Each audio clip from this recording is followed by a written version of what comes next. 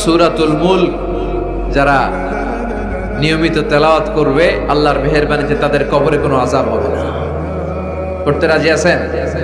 কথা কয় না। করতে রাজি আছেন সবাই? বিষ্ণুই বললেন এখানেই শেষ নয়, আরো আছে। শাফাআত লি সাহিবিহা, এই সূরাটা কিয়ামতের দিন এই সূরা যে তেলাওয়াত করবে তার পক্ষে সুপারিশ করবে।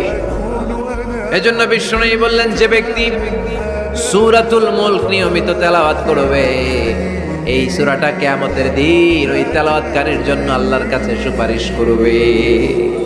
এখানেই শেষ নয়, বিষ্ণুই বললেন খাসামাত আন সাহিবিহা, এই সূরা যে তেলাওয়াত করবে তার পক্ষে আল্লাহর সাথে এই সূরাটা দাঁড়িয়ে তার পক্ষ নিয়ে আল্লাহর সাথে তর্ক করবে, ঝগড়া করবে। আল্লাহ তুমি ওরে জান্নাত দিবা না কেন, ওরে মাফ করবা না কেন? তুমি না গফুর, তুমি না গফফার, তুমি না রহিম, তুমি না রহমান, তুমি মাফ করে দাও। ও মিয়া, সুপারিশ করতেছে কে? সূরাতুল মুলক। সুবহানাল্লাহ কইবেন না? কতক্ষণ এই তর্ক আল্লাহর সাথে সে চালাবে?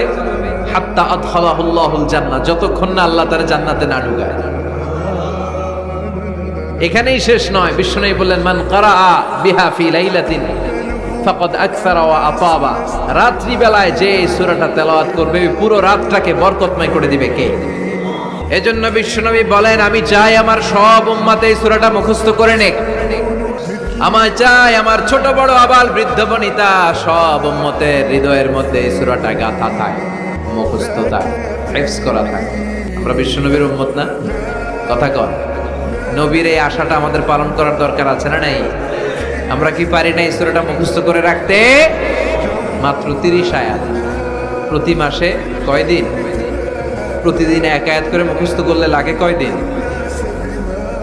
প্রতিদিন এক আয়াত করে মুখস্থ করলে 30 দিনে এই সূরা মুখস্থ করতে রাজি আছেন? সবাই রাজি আছেন তো?